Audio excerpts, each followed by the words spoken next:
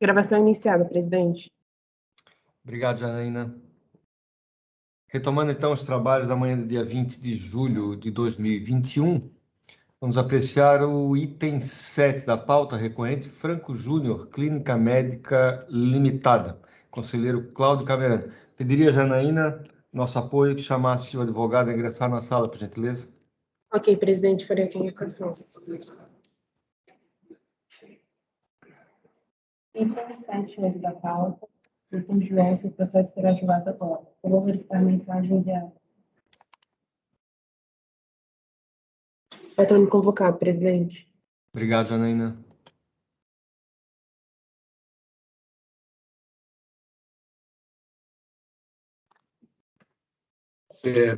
Acompanhamento, sustentação, o que é? É sustentação, videoconferência. Okay. Dr. João Henrique Gonçalves Domingos, OAB 189262, de Brasil, Salomão e Matos Advocacia. É isso, né, doutor? Bom dia, presidente. Isso mesmo. Bom dia. Seja bem-vindo à nossa 01, ok? Passemos, então, à apreciação do item 7, Franco Júnior, Clínica Médica Limitada. O item 8, que está como minha relatoria, terá a mesma decisão por ser um processo repetitivo do paradigma item 7, ok? Doutor Camerano, com a palavra. Pois não, presidente. Bom dia a todos, bom dia, patrono. Esse aqui é o de RPJ, né, e o processo capcioso e construção social. Eu vou iniciar aqui fazendo um breve resumo aqui, então, do relatório e voto da decisão de piso. Inicio por transcrever alguns excertos do termo de verificação fiscal que nos conduz diretamente às motivações fiscais que levaram a autoridade fiscal a não reconhecer a utilização por parte da interessada do percentual de 8% na determinação de sua base de cálculo do lucro presumido apurado nos anos calendário 2010, 2011 e 2012. Então, a fiscalização fez umas intimações para a contribuinte, porque ela teria utilizado o percentual, o coeficiente de presunção de 8%, e da análise da documentação apresentada pela interessada, cuja atividade de reprodução humana assistida, a autoridade fiscal, em citação disposta no artigo 15 da Lei 9.249 de 1995, intimou a interessada para a apresentação de esclarecimentos. Então, eis aqui os termos da intimação fiscal. Então, expressou os seguintes esclarecimentos, que na DIPJ, livro Castro, estava sendo utilizado o coeficiente de 8%, né? Então, ela descreve aqui o artigo 15, né?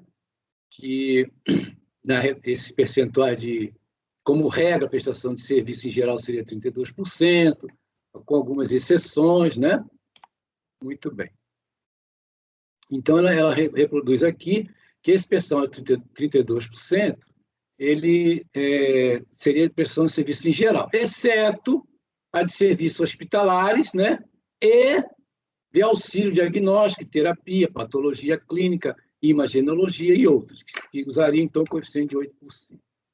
Então, a partir de 1º de janeiro de 2009, além de serviços hospitalares, foi também autorizada a utilização do percentual de 8% para a apuração da base de cálculo do RPJ pela sistemática do lucro presumido, né? Naquelas atividades ali já enunciadas na lei, né? Muito bem.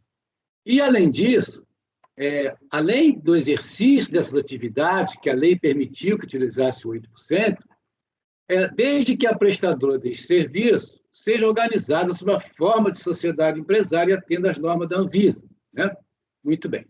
Então, ele solicitou lá que apresentasse os fundamentos, que justificasse o fato da empresa ter aplicado o percentual de 8% ao invés de 32%.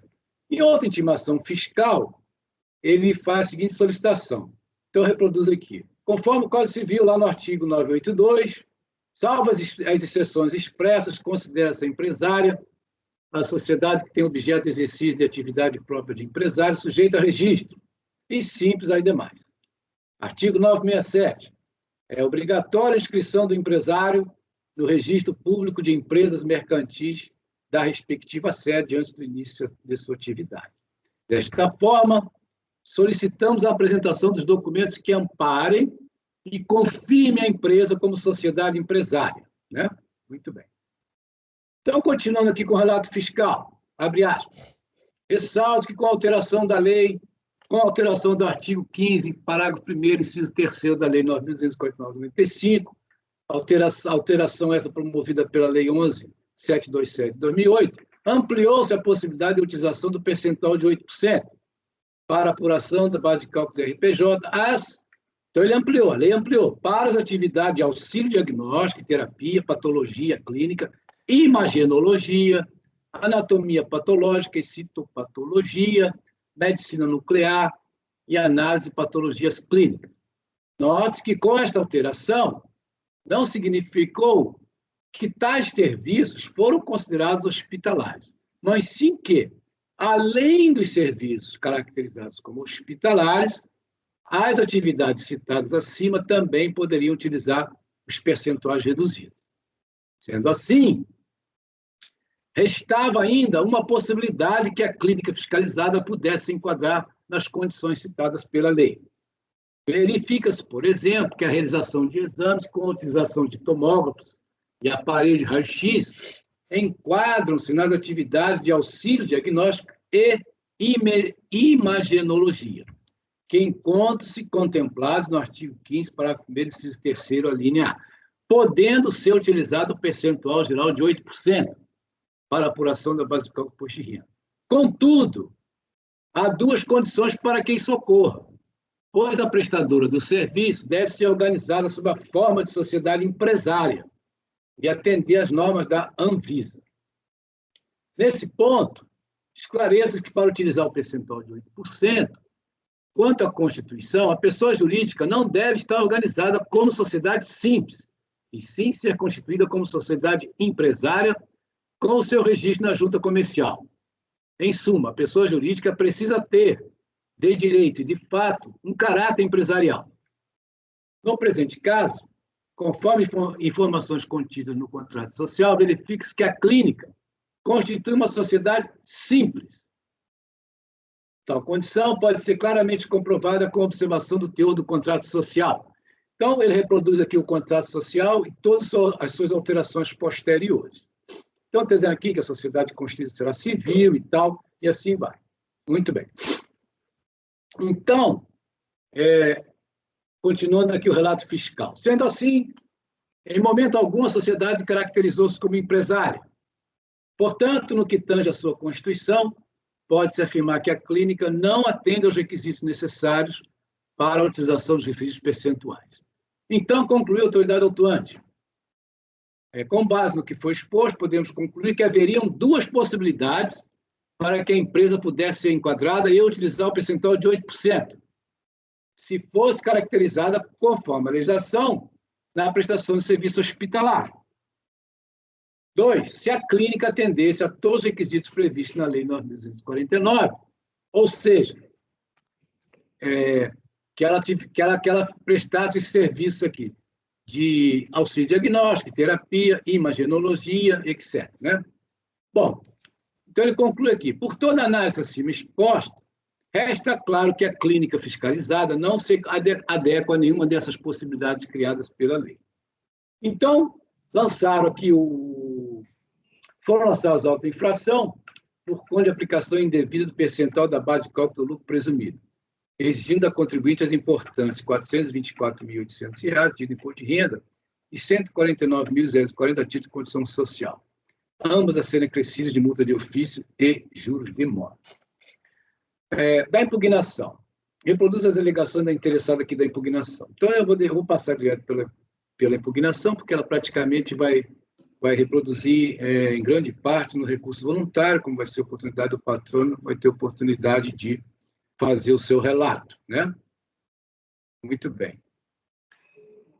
Então, ela fala aqui que ela é especializada em reprodução humana assistida, como Day Clinic, né?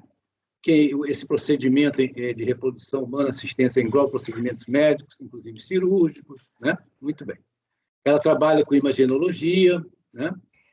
Imagenologia é uma atividade que pode utilizar o coeficiente de 8%, né? Que ela tem o registro na Anvisa, né? E arremata, por final, que esse aqui é o grande ponto aqui, como nós deveremos ver depois, que ela remata aqui, que mesmo registrado no cartório de registro civil, a impugnante possui todas as características e requisitos para atividade empresarial, na área médica, hospitalar e reprodução humana, né? Então, ela explica aqui que seria caracterizado como sociedade empresária, apesar de estar registrado como sociedade civil. Muito bem. Passando aqui, então, para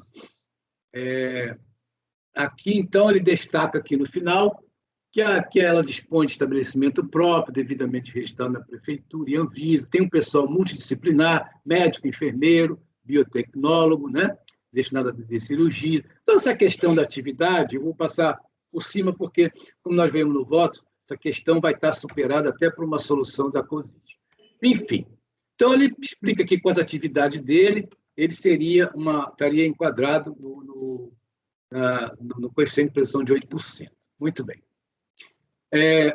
Vamos passar aqui, então, para o... Então, ele diz aqui no final, conclui que, abre aspas, uma simples ausência de registro na junta comercial não pode retirar a natureza de uma sociedade nitidamente empresária. Aí faz jus selic, multa confiscatória e tal. Na decisão da DRJ, né, fazer um breve relato aqui, porque é importante a decisão da DRJ. Como é que ela concluiu? Após um relato da evolução legislativa, normativa, administrativa, acerca do que se entenderia por prestação de serviço hospitalar, a decisão de piso no acórdão 92.682, proferido pela 7ª turma da RJ de São Paulo, assim se manifestou. Então, manifestou que sim. Observe que, presentemente, a Receita Federal, por meio da solução de consulta COSIT 191 de 2015, já proferiu entendimento de que sociedades empresárias que prestam serviços médicos de reprodução assistida fazem jus à tributação menos onerosa. Ou seja, segundo o entendimento atual da Receita Federal, serviços da natureza são hospitalares. Então, como é o caso aqui, ó, então essa solução de consulta da COSIT já então estabeleceu que essa atividade aqui de reprodução humana assistida, ela pode se utilizar do percentual do coeficiente de presunção de 8%. Né? Muito bem. Então, continuando aqui com o relato da DRJ. Maior aprofundamento probatório é dispensável na situação em exame, porque não há dúvidas de que a contribuinte não foi registrada nas JUSESP, ou seja, de que ela está constituída na forma de sociedade simples, conforme salientado pela fiscalização e reconhecido pela interessada. Então, ela reproduz aqui o contrato social e alterações posteriores, onde ela verifica que está evidenciada a condição da empresa de sociedade simples, né? Então, até aqui reproduziu as cláusulas contratuais, alterações, né? Muito bem. Bom, então ela conclui, em sendo a contribuinte sociedade simples, não pode se beneficiar do percentual reduzido na apuração do lucro presumido. Aí ela transcreve aqui a solução de consulta 195, que é de uma outra atividade, mas que prevê, nessa solução de consulta, que a empresa tem que estar registrada como sociedade empresária. Né? Muito bem. Então, você cita aqui uma solução de consulta. Muito bem.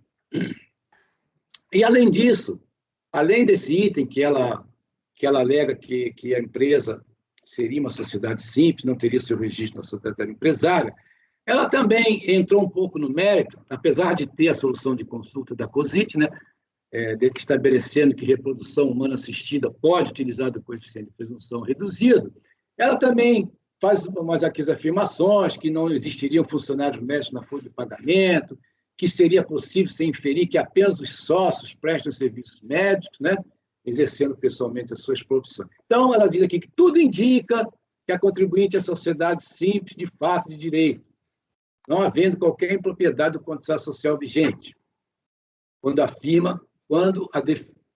a definiu expressamente como sociedade simples. O atendimento da Anvisa está superado porque ela tem o registro.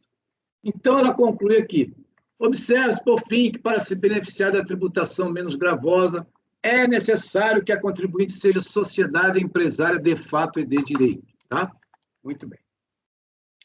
Então, ela diz que é incontroverso que ela não é sociedade empresária de direito, por não ter sido registrada na junta comercial, né?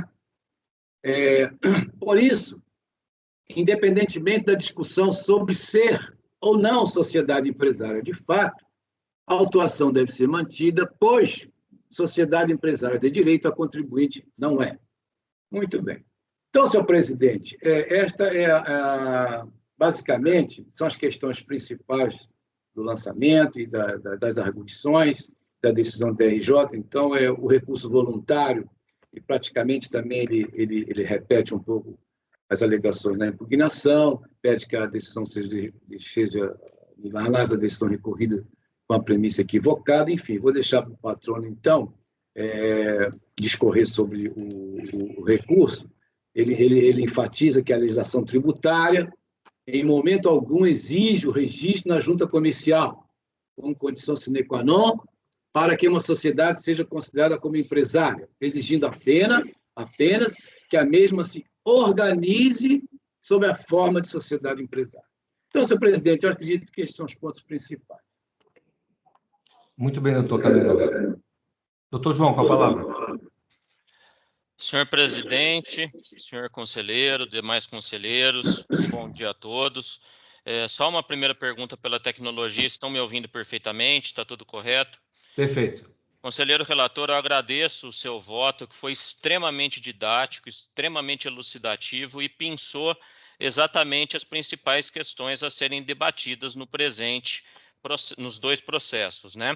E eu começo até com uma consideração, né, que na parte final da sua exposição, de que há uma presunção levantada pela autoridade julgadora, no sentido de que nos parece que se trata de uma sociedade simples. Nos parece que o exercício da profissão é feita pelos próprios médicos. Então, fica muito claro que neste tópico houve uma presunção. Mas, nas falas do próprio relatório, a gente já pode, desde já, tecer algumas considerações que vão ser extremamente importantes para a formação da convicção. Primeiro, é uma sociedade médica que existe desde 1988. Então, ela passou pela legislação anterior, onde vigorava o Código Comercial, e ela passou pela modificação advinda com o Código Civil e também com a modificação advinda pela Lei 11.727 de 2009. Ela é uma sociedade que possui sócios de diferentes áreas, como uma própria empresária. Se olhar no contrato social, existe uma empresária como sócia, existem 2 médicos como sócios e 2 biólogas como sócias. Mais do que isso, as folhas 147 do processo do Imposto sobre a Renda identifica a existência de mais de 10 empregados, entre eles enfermeiros, assessores administrativos, auxiliares de enfermagem, jornalista e biotecnologista. Essa clínica em Ribeirão Preto é uma clínica extremamente conhecida por fazer a reprodução de pessoas da mídia, pessoas que têm um alcance nacional, digamos assim. Mais ainda, as folhas 253 dos autos evidenciam que o trabalho não é desenvolvido apenas pelo médico, ele necessita ser feito com auxílio de profissionais, ele necessita de anestesiologistas, ele necessita de um corpo clínico especializado, e esse corpo clínico não necessariamente, pelas regras da própria legislação trabalhista e previdenciária, necessitam ser sócios. Eles podem ser ou empregados ou inclusive terceiros. E como foi falado no próprio relatório fiscal e no voto da DRJ, simplesmente se presumiu que esse trabalho era realizado diretamente pelo sócio. Mas ainda que assim fosse, né, eu como advogado tenho uma sociedade e meu trabalho realizado por mim, se fosse assim, não seria isso que retiraria a natureza empresarial da minha sociedade advocatícia, se a lei assim permitisse. Mas, enfim, a sociedade realiza atividades extremamente complexas, as fotos demonstram isso, com punções, biópsias, sucção de embriões, e isso não necessariamente é feito pelo médico. Pode ser feito, inclusive, pelo biotecnólogo, especialista e outros profissionais. Mas, enfim, como ficou bem claro a decisão recorrida, a negativa se refere ao fato de que a empresa não está registrada na junta comercial. E por que a gente fala isso? Porque a gente entra na segunda consideração, que eu entendo que ela seja extremamente relevante, inclusive pelas disposições do próprio CTN, que a gente está tratando aqui de uma isenção ainda que parcial. A lei, se me permitem transcrever, ela reduz a base de cálculo para o percentual de 8%, excetuando a prestação de serviços em geral, exceto de serviços hospitalares e de auxílio diagnóstico e terapia, patologia clínica, imaginologia, anatomia patológica e citopatologia, medicina nuclear e análise e patologias clínicas, desde que a prestadora de serviços seja organizada sob a forma de sociedade empresária e atenda às normas da Anvisa. Então, o relator pensou muito bem o que significa ser organizada sobre a forma de sociedade. E para nós, ser organizada é muito diferente do que ser registrada na junta comercial. Por quê? Tanto as sociedades de fato como as sociedades irregulares não possuem personalidade jurídica, pois precisam, para tal, da existência do registro. Porém, a falta desse registro não lhe retira a qualidade de sociedade empresária que nasce juntamente com a sua atividade, com o exercício organizado da sua profissão, com a facilitação da produção dos meios de prestação de serviço e produção de serviços. Quando a gente olha o artigo 1150 do Código Civil, em reforço ao que a gente está dizendo, o próprio Código Civil determina que as mesmas sociedades simples vão adotar um dos tipos empresariais típicos das sociedades empresárias, que são sociedade limitada, em comandita simples ou em nome coletivo. E mais do que isso, elas têm que obedecer todas as regras de registro público das empresas mercantis, diferente do que era disposto no Código Civil de 1916, que ainda vigorava o Código Comercial. Então, outro exemplo que a gente traz, que não é essa qualificação que determina ser uma sociedade empresária ou não, diz respeito às cooperativas. As cooperativas, sabidamente, são sociedades simples. E o mesmo código determina que elas sejam, a legislação da cooperativa determina que elas sejam registradas na junta comercial. E eu lhes pergunto, o fato de uma cooperativa ser registrada na junta comercial lhe retira a qualidade de ser sociedade simples? Me parece que a resposta há que ser negativa, porque é impossível uma sociedade cooperativa ser sociedade empresária. É um raciocínio exatamente inverso ao que estamos fazendo aqui. Mas, enfim, no sistema anterior do Código Comercial, a gente tinha a figura dos atos de comércio. Os atos de comércio eram praticados pelo comerciante. O comerciante é aquele que fazia a circulação livre, fazia a compra e a venda e a circulação de bens e serviços. E você tinha uma dificuldade de entendimento e se alcançava esse conceito, por exemplo, para indústrias e instituições financeiras. Com o Código Civil de 2002, me perdoe, essa questão foi superada. Foi superada em que sentido? Foi superado pela teoria da empresa. O que significa a teoria da empresa? Que a figura do empresário ocorre quando eu tenho uma sociedade organizada, que eu tenho uma sociedade apta de forma a colocar para a sociedade bens e serviços de forma habitual, de forma hierarquizada, de forma a relevar esse caráter empresarial, que é exatamente o que acontece aqui.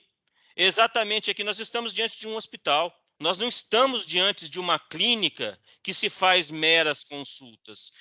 É uma atividade extremamente complexa, é uma atividade extremamente organizada, que não tem como ser considerada uma sociedade simples, por mais que ela tenha esse registro, como dito, a sociedade é de 1988.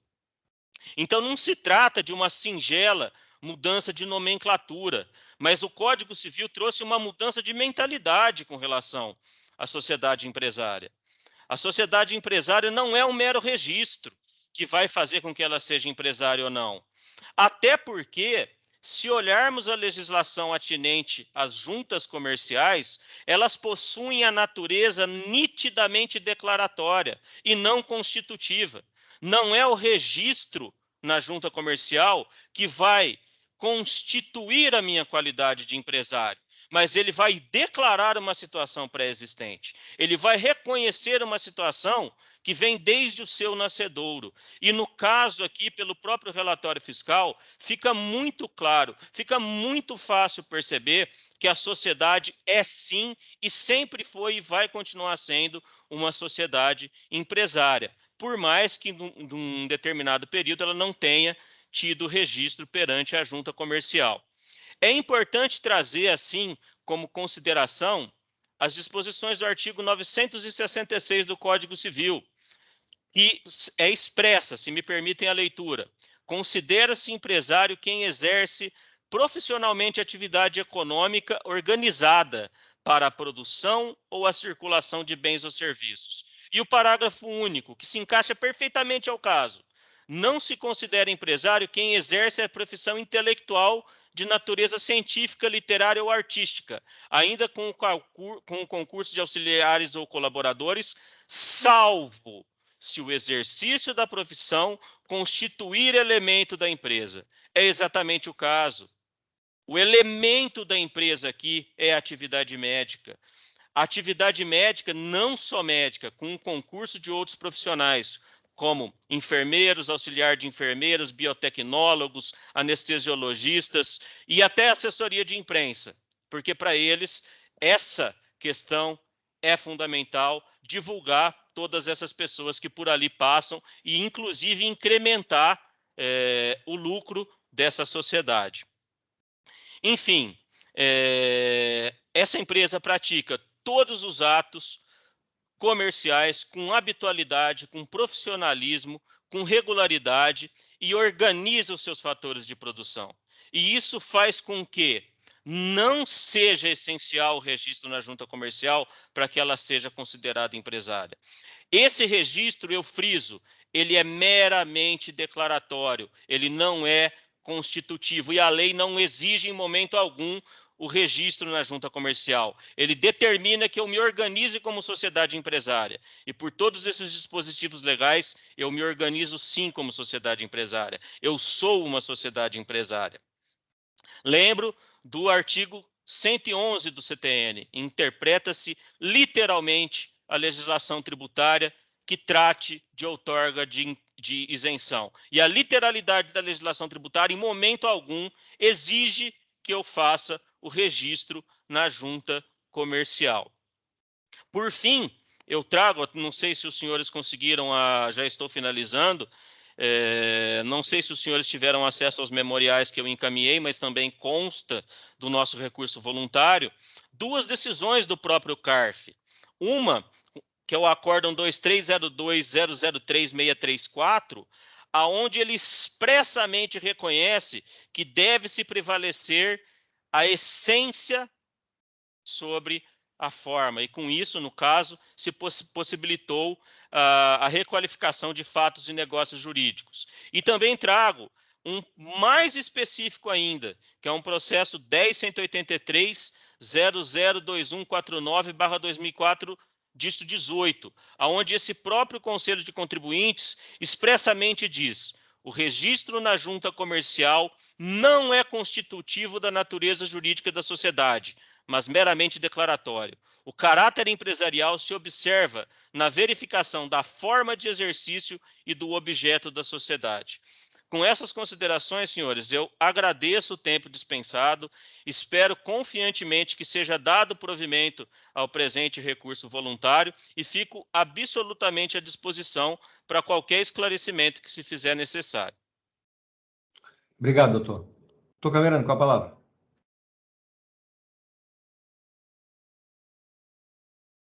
Doutor Camerano? Não, sim, muito bem.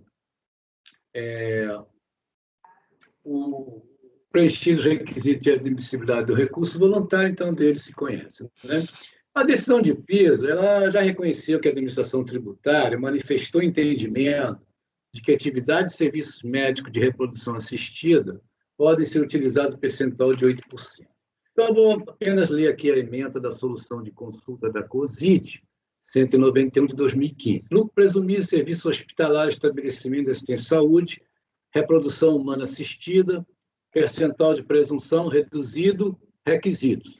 A partir de 1º de janeiro de 2009, para efeito de determinação da base de cálculo do imposto de renda devido pela pessoa jurídica tributada com base no lucro presumido, aplica-se sobre a receita bruta decorrente da prestação de serviços de reprodução humana medicamente assistida, hospital dia, day clinic, e atendimento médico ambulatorial, percentual de 8%, desde que a prestadora desses serviços seja organizada sob a forma de sociedade empresária e atenda ao disposto no artigo 30 da IN 1234 de 2012 e as normas da Anvisa.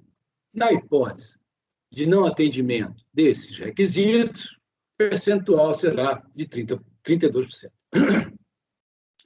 Entretanto, apesar da atividade da recorrente estar, pela natureza de sua atividade, habilitada à utilização do percentual reduzido de 8%, a decisão de piso não acatou tal possibilidade, por entender que se trata de uma sociedade simples, e também por força de que a recorrente não teria feito o devido registro na JUSESP, permanecendo constituída sob a forma de sociedade simples, conforme constaria em seu contrato social e alterações. Então, reproduzo aqui, rapidamente, a decisão de piso. Abre aspas. Considerando que não existem funcionários médicos na folha de pagamento apresentada pela contribuinte, é possível se inferir que apenas os sócios prestam serviços médicos, exercendo pessoalmente suas profissões. Logo, tudo indica que a contribuinte é sociedade simples de fato e de direito. Né? Muito bem. Então, o resto eu já falei no relatório. Vamos passar adiante aqui. Relativamente ao argumento considerado pela decisão de piso, de que a recorrente seria, ou, conforme afirmou, tudo indica, uma sociedade simples, entendo data vênia de maneira diversa. Vimos que a Administração Tributária Federal já legitimou a atividade da recorrente à utilização do percentual reduzido de 8%, condicionando, entretanto, que empresas nesta situação sejam sociedades empresárias e atendam às normas da Anvisa. Então, reproduzo aqui a Lei 9.249, seu artigo 15, que já falei no relatório. Muito bem. Então, é necessário trazermos os dispositivos legais do novo Código Civil, os quais deram o pontapé inicial na definição e conceito de sociedades tidas como simples empresário. Então, o novo Código Civil, direito da empresa, do empresário, dá a caracterização e da inscrição. Vou reproduzir aqui o artigo 966 do novo Código Civil. Considera-se empresário quem exerce profissionalmente atividade econômica organizada para a produção ou circulação de bens ou de serviços. Parágrafo único. Não se considera empresário quem exerce profissão intelectual de natureza científica, literária ou artística, ainda com o concurso de auxiliares ou colaboradores, salvo se o exercício da profissão constituir elemento de empresa. Artigo 967. É obrigatória a inscrição do empresário no registro público de empresas mercantis da respectiva sede, antes do início de sua atividade. Então, para comentar todo esse cenário aqui, eu trago os comentários de José Edivaldo Tavares Borba em sua obra Direito Societário. Eis aqui. A empresa é a atividade econômica organizada, o empresário é o agente dessa atividade, seja este uma pessoa natural ou uma pessoa jurídica. Vê-se, portanto, que a condição básica para a caracterização do empresário repousa na organização. É a organização que distingue o empresário do profissional autônomo. O autônomo opera pessoalmente, ou quando muito, com a colaboração de familiares ou de poucos auxiliares subalternos. O empresário apoia-se em uma organização que poderá ser de pequena monta ou de grande expressão, mas que, em qualquer parte dos casos, compreenderá a articulação do trabalho alheio e de meios materiais. O empresário e a sociedade empresária operam por meio da organização, posto que esta se sobreleva ao labor pessoal dos sócios, que poderão atuar como dirigentes, mas que não serão de forma predominante os operadores diretos da atividade fim exercício. A empresa demanda o estabelecimento, tanto que não se concebe a existência de uma estrutura organizacional de pessoas ou de meios materiais sem que se disponha do instrumento dessa organização. Se os próprios sócios, ou principalmente os sócios, operam diretamente o objeto social, exercendo eles mesmos a produção de bens, ou a sua circulação, ou a prestação de serviço, o que se tem uma sociedade simples. A empresa existe quando as pessoas coordenadas ou os bens materiais utilizados, no concernente à produção ou à prestação de serviços operados pela sociedade, suplantam a atuação pessoal dos sócios. Retornando aos autos, agora já aqui parte do meu voto, né? Retornando aos autos, veja-se que a recorrente, contrariamente ao alegado no termo fiscal e na decisão de piso, é um estabelecimento assistencial de saúde, dispõe de estrutura material e de pessoal destinados ao atendimento da população, pacientes. Clínica organizada com serviços profissionais, não só de médicos, mas também conta com enfermeiros e outros, além de realizar procedimentos cirúrgicos de alta tecnologia, com possibilidade de internação 24 horas e exames laboratoriais de variada ordem, atuando em sistema Day Clinic, nos termos da solução de consulta COSIT 191 de 2015. A decisão de piso inferiu, ao meu sentir, perfunctoriamente, que os sócios é que prestam o serviço médico. E, por isso, seria recorrente uma sociedade simples. Conclusão que Data Vênia discorre, uma vez que há elementos suficientes nos autos em direção oposta, ou seja, na direção de que a recorrente tem a característica de sociedade empresária. Entendo que aqui o trabalho do profissional especializado e ou intelectual assume a condição de elemento de empresa, ou seja, o seu trabalho, apesar de extremamente importante, ele é exercido dentro de uma estrutura organizada, com auxílio de materiais técnicos específicos, aparelhos para exames laboratoriais, inclusive de imagenologia, auxiliar de enfermagem, equipamentos para cirurgias e internações, ou seja, um rol de atividades e ou serviços tratados como serviços hospitalares, nos termos da solução de consulta COSIT 191, 2015. Neste cenário, trago novamente os comentários da obra de José Edivaldo Tavares Borba, Direito Societário. Abre aspas. O trabalho intelectual seria um elemento de empresa quando representasse um mero componente, às vezes até o mais importante, do produto ou serviço fornecido pela empresa, mas não esse produto ou serviço em si mesmo. A casa de saúde ou o hospital seria uma sociedade empresária porque, não obstante o labor científico dos médicos seja extremamente relevante, é esse labor apenas um componente do objeto social. Tanto que um hospital compreende hotelaria, farmácia, equipamentos de alta tecnologia, além de salas de cirurgia dotadas de todo um aparato de meios materiais. Uma clínica médica, composta por vários profissionais sócios e contratados, ainda que dotada de uma estrutura organizada, mas cujo produto fosse o próprio serviço médico, que exerceria por meio de consultas, diagnósticos e exames, e que, portanto, teria no exercício de profissão de natureza intelectual a base de sua atividade, seria, evidentemente, uma sociedade simples. No primeiro caso, o hospital, o trabalho intelectual é um elemento de empresa, um componente. No segundo caso, a clínica médica, o trabalho intelectual, é o próprio serviço oferecido pela sociedade. Então, senhor presidente, estou continuando aqui no voto. Essa era parte da doutrina. Assim, eu afasto a conclusão assinalada na decisão de piso de que a recorrente seria uma sociedade civil. Há ainda uma outra motivação considerada no termo fiscal e que foi ratificada na decisão recorrida.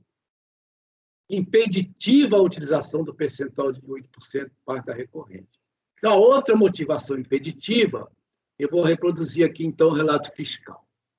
Nesse ponto, esclareço que para utilizar o percentual de 8%, né, para apuração da base de cálculo do imposto de renda, quanto à Constituição, a pessoa jurídica não deve estar organizada como sociedade simples, e sim ser constituída como uma sociedade empresária, com o seu registro na junta comercial.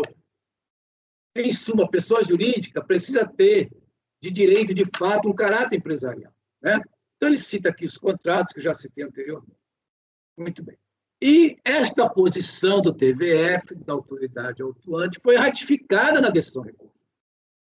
Então, vou reproduzir aqui o texto final da decisão recorrida. Abre aspas. Observe-se, por fim, que para se beneficiar da tributação menos gravosa é necessário que a contribuinte seja sociedade empresária de fato e de direito, consoante soluções de consulta citadas. É incontroverso que ela não é sociedade empresária de direito, posto não ter sido registrada na junta comercial. Por isso, independentemente da discussão sobre ser ou não sociedade empresária de fato, a autuação deve ser mantida, pois sociedade empresária de direito, a contribuinte não é. Retornando aqui ao meu voto. Bom, conforme relatoriado, a recorrente, em seu recurso voluntário, reitera que a legislação pertinente não exige o registro em juntas comerciais, mas apenas que a sociedade seja organizada sob a forma de sociedade empresária. Tal entendimento soa como se a recorrente não se importasse com a falta de registro na junta comercial. Entretanto, há dispositivos no Código Civil que, inclusive, sinalizam com restrições e sanções, tudo no âmbito do direito societário, como está lá no artigo 986 a 990 do Código Civil. Sociedades que não possuem o instrumento de sua constituição ou que não procedem ao devido registro dos órgãos competentes são denominadas pela doutrina como sociedades irregulares ou de fato. O Código Civil, entretanto, prefere denominá-las por meio da expressão sociedade em comum. Novamente trago aqui, aproveitando esse cenário, os comentários já citados na obra de Direito Societário do Zé Edivaldo. Abre aspas. O Código Civil ordenou um sistema de registro fundado em duas organizações pré-existentes. O Registro Público de Empresas Mercantis, juntas comerciais, uma para cada estado, e o Registro Civil das Pessoas Jurídicas, atribuindo à primeira a inscrição dos empresários individuais e das sociedades empresárias, e ao segundo a inscrição da sociedade simples, artigo 1150, novo Código Civil. O enquadramento da sociedade como empresária depende, artigo 982, dos dois fatores: exercício de atividade própria do empresário, que é a atividade econômica organizada, e B, não incidência das exceções expressas, que são as relativas ao trabalho intelectual e por opção à atividade rural. O enquadramento como sociedade simples ocorre por exclusão. Se a sociedade não é empresária, a sua condição é de sociedade simples. Retornando aqui, então, ao voto. No âmbito da legislação tributária, quis o legislador que a empresa que preste serviços hospitalares e aquelas empresas que exerçam as atividades indicadas na linha A do inciso 3, terceiro, do artigo 15 da Lei 9.249/95, quis o legislador que essas empresas e essas atividades que exerçam poderão se utilizar do percentual de 8% na apuração do lucro presumido, abre aspas, desde que a prestadora destes serviços seja organizada sob a forma de sociedade empresária e atenda às normas da Anvisa. Para mim, é por demais evidente que a norma legal tributária preconiza a inscrição dos atos constitutivos nas juntas pertinentes. No caso, seria na junta comercial. Obrigatoriedade que não escapou aos olhos do legislador societário, em artigos do Código Civil e transcrito TVF. Então, transcrevo aqui, reproduzo os artigos citados no TVF. Artigo 982, Código Civil. Salvo as exceções expressas, considera-se empresário a sociedade que tem por objeto o exercício de atividade própria de empresário, sujeito a registro, e simples as demais. Artigo 967. É obrigatória a inscrição do empresário no registro público de empresas mercantis da respectiva sede antes do início da sua atividade. Então, senhor presidente, em estreita harmonia com a norma legal tributária, nós temos inúmeros atos normativos federais na direção da necessidade imperativa do registro em órgão competente por parte da sociedade empresária. Então, eu enumero aqui várias soluções de consulta da COSIT, da Administração Tributária Central, que pregonizam, em consulta de variada ordem, variadas atividades sujeitas ao percentual reduzido de 8%, né? Que a sociedade, a prestadora de serviço hospitalar ou daquelas atividades médicas previstas na legislação que possam utilizar do 8%, elas devem estar organizadas de fato e de direito como sociedade empresária. Caso contrário, ainda que caracterizadas como hospitalares, estarão sujeitas ao percentual de 32%. Então, tem aqui a solução de consulta COSIT 195 de 2019. Outra solução COSIT número 36 de 2016, na mesma linha, que a sociedade tem que estar organizada de fato e de direito como sociedade empresária. Outra solução de consulta 245 de 2014, também. Solução de consulta 456 de 2017.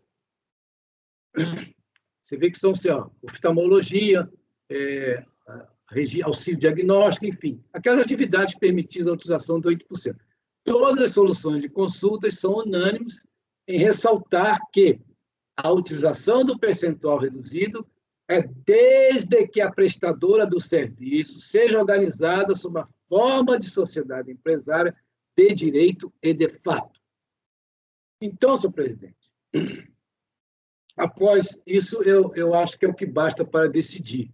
Porque a questão central aqui já foi eliminada, ela é uma sociedade empresária, ela tem a sua organização toda, mas o tema central aqui, eu já afastei a decisão da DRJ, que não aceitou ela como uma prestadora de serviço sujeita ao coeficiente de 8%. Mas eu estou negando provimento pelo fato de que a outra condição impeditiva, tanto originária lá no TVF, foi que ela não estaria registrada na junta comercial como sociedade empresária. Fato que foi ratificado na decisão de PIS. E no meu voto aqui, senhor presidente, então é o que basta para decidir. Essa é a única questão, no meu entendimento, que tem aqui no processo. De forma que deixo aqui de comentar eventuais outras considerações trazidas pela recorrente em sua linha de defesa, no sentido de que não precisaria, para fim de utilização do percentual reduzido, o registro da junta comercial. Porque a posição da recorrente é assim, eu não preciso do registro. Parece que sou como uma coisa irrelevante, basta eu estar organizado. Eu assim não vejo.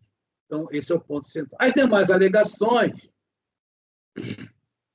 são de juros moratórios, multa de ofício, incidência de juros para multa de ofício. Essas questões eu acato que foi decidido pela decisão de primeira instância. Então, senhor presidente, eu voto aqui para negar provimento ao recurso voluntário por força da falta do registro da sociedade empresária, prestador de serviço hospitalar, na junta comercial, requisito indispensável para a utilização do percentual de 8% na apuração do lucro presumido.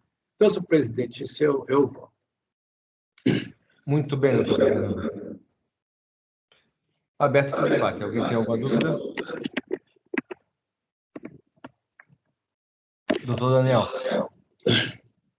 Presidente, de fato, o relator ele delimitou bem a questão, tá? Porque o próprio TVF, ele me parece que ele não não questiona o fato da natureza dos serviços prestados, nada disso. Tá? Ele se apega à questão mais formal, que também é a mesma linha do voto do relator aqui. Tá?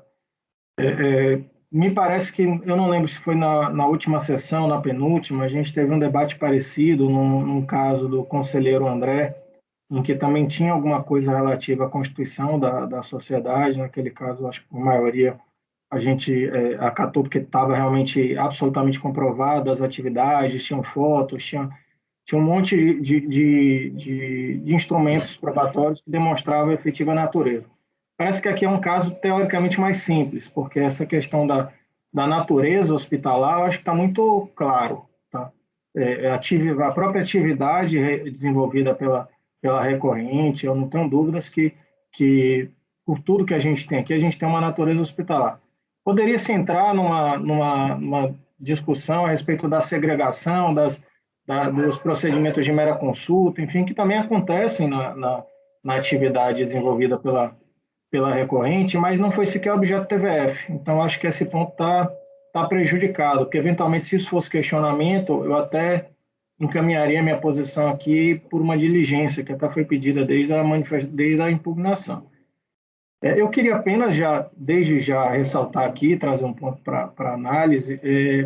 E parece que toda ótica do direito aí, a gente tem caminhado para um caminho da posição da essência sobre a formalidade. Tá? Isso, o próprio CTN traz isso. Então, independente da forma de constituição, da denominação que você dê, enfim, você vai ser tributado efetivamente pelo que você é. E trago aqui um ponto: a gente não está questionando aqui que a inscrição é obrigatória. Tá? É obrigatória, mas quais os efeitos dessa inscrição em junta comercial? Esse que é o grande ponto. E parece que também em doutrina tem se tratado assim de forma bem contundente que o registro tem efeito declaratório. Tá? Foi até muito bem exposto aí pelo preposto da parte. E chama atenção, exatamente numa análise do Código Civil, que eu não tenho dúvida também que a legislação que traz esse regramento, ela não é clara de que deve ser de fato e de direito. Ela fala organizada sobre a condição de sociedade empresária. Me parece que a legislação está se atendo ali à essência da atividade desenvolvida, em coexistência com a posição que o CTN já adota, né, para a parte de tributação. E o próprio Código Civil, no artigo 985, ele fala: a sociedade adquire personalidade jurídica com a inscrição no registro próprio. Bom, a sociedade adquire personalidade. Então, a conclusão que eu chego é que a sociedade já existia. Tá? Qual a diferença que se tem tanto assim que, se não fosse o Código Civil, não precisava tratar da sociedade de fato, a sociedade comum, tá? Que é sujeita de direitos e obrigações. Quais as consequências que se tem para isso? É a questão da autonomia patrimonial, né? A sociedade, ainda que não registrada, ao meu ver, ela existe, mas não possui personalidade jurídica. Então, assim, ele tem consequências em termos de responsabilidade pessoal de sócios, tem consequências em termos de autonomia empresarial, mas o que estabelece a organização como sociedade ou não é a facto societatis, que efetivamente existe aqui, de forma clara. Me parece que isso é incontestável. Então, assim, desde já, eu já fiz minha posição, assim, alinhado ao que a gente já tratou no outro debate, de que, ao meu ver, o fato de ter tido registro ou não, não que eu entenda desnecessário, como o próprio relator falou, como se fosse algo que não fosse necessário, não é isso, mas isso, ao meu ver, não afeta que, de fato, se trata de uma sociedade empresária que exerce atividade hospitalar. A gente não pode se sobrepor à essência do que efetivamente a gente tem aqui no caso concreto. Alinhado também a posição que eu já manifestei no outro voto, eu já desde já adianto aqui que eu vou divergir nesse ponto. Ok. Doutor André. Presidente, quando eu comecei a analisar o voto aqui do conselheiro Camerano, eu pensei que a discussão ia ser com relação à questão da natureza de sociedade empresária, com relação à questão probatória em si, né? Que foi o que foi discutido nesse processo que eu tive a oportunidade de relatar em maio, que foi provido por maioria. Mas me parece que essa questão ela foi superada pelo relator, de fato foi reconhecida a natureza de sociedade empresária de fato, e o que restou foi essa questão formal, né? Então, na linha do conselheiro Daniel, eu entendo que, para fins de gozar dessa redução do coeficiente de presunção, deve prevalecer a essência sobre a forma, né? É bem verdade que tem as soluções de consultas que foram bem apresentadas pelo relator, mas, além dela não nos vincular, eu entendo que o fato da empresa realmente estar organizada como sociedade empresária de fato, ela já supre o que a legislação demanda para fim de gozar desse benefício. Então, eu também entendo pela linha do conselheiro Daniel. Doutor Adelino. Eu só queria adicionar o fato de que, pelo relatório, a empresa foi constituída em 1988. Tá certo? É isso? Então, naquela ocasião, nem existia esse conceito. Eu só queria de argumentar aí a colocação do Daniel e a do André. Tá? Quer dizer, antecede até o conceito, tá? A organização da sociedade. Muito bem. Mais alguém? Podemos passar a votação? Doutor Daniel. Como eu já antecipei, presidente, eu vou divergir do voto do relator, né, que pese a primeza dos argumentos e fundamentos trazidos, mas eu discordo pelas razões que eu expus e divido para dar provimento ao recurso, para julgar em procedente o lançamento. Doutor Carlos André. Presidente, eu vou votar com a divergência. Eu estava observando aqui, todas essas soluções de consulta mencionadas pelo relator são posteriores aos períodos fiscalizados, né? Quer dizer, a alteração da legislação é de 2008, se eu não me engano, né? A redação da lei. Os períodos são 2010, 11 e 12, né? E só mais à frente, o mais antigo que eu consegui encontrar aqui foi 2013, a Receita Federal foi emitir a sua interpretação de que ela entendia que seria necessário que a expressão do texto normativo, né, organizada sob a forma de sociedade empresária, significaria a organização de fato e de direito, né? Então, eu entendo que aqui a questão da essência sobre a forma se impõe, na medida em que a Receita não pode, vamos dizer, surpreender, né, o contribuinte com a sua interpretação, né, e ela põe a sua interpretação mais à frente, né, de que havia necessidade de se fazer isso de forma tanto de fato quanto de direito, né? Então, eu acho que a melhor interpretação para os períodos que nós estamos olhando é de que basta a organização de fato para ter o tratamento tributário, né? Então, claro, há um descumprimento aí da legislação de ordem civil, do registro, mas que a implicação tributária aqui é em face da organização de fato. Então, eu estou votando com a divergência. Doutora Letícia. Eu também vou acompanhar a divergência, presidente, porque, apesar do bem fundamentado voto do relator, eu acho que, assim como as atuações da Fazenda, elas buscam sempre a realidade dos fatos, não a forma perfeita, né? A maioria delas, né, tem esse problema. Também, nesse caso, nós também temos que considerar a realidade dos fatos. E a realidade dos fatos é que, efetivamente, é uma sociedade empresária e ela tem o direito, portanto, ao benefício fiscal. Doutor Itamar.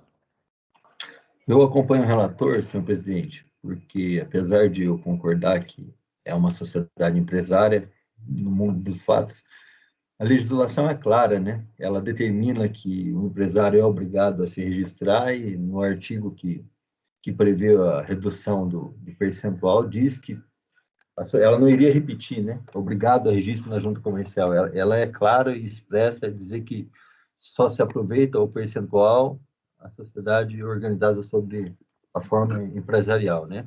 Apesar de, no mundo dos fatos e de fato ela ser uma sociedade empresária, para ela existir, ela precisa ser registrada na junta comercial, pessoa jurídica, né? Então ela nem existe. Então, como muito bem colocado pelo senhor Camerano no voto, eu acredito que a gente não pode dar, nesse caso aí, não pode reduzir o percentual. Eu acompanho o relator. Doutor André. Presidente, conforme eu adiantei, eu vou acompanhar a divergência, mas aproveito a oportunidade para parabenizar o relator pela bela fundamentação, trouxe doutrina, enfim. Ok. Doutor Adelino. Eu também vou com a divergência. Olha, em que pese, do ponto de vista formal, o voto está perfeito, brilhante, viu, Camerano? Do ponto de vista, quem adota o ponto de vista formal, ele está muito bom esse voto, tá? Está até guardado aqui nos meus alfarrábios, já está devidamente salvo aqui nos meus alfarrábios. Mas vou ousar divergir do nobre conselheiro, né? Nosso decano,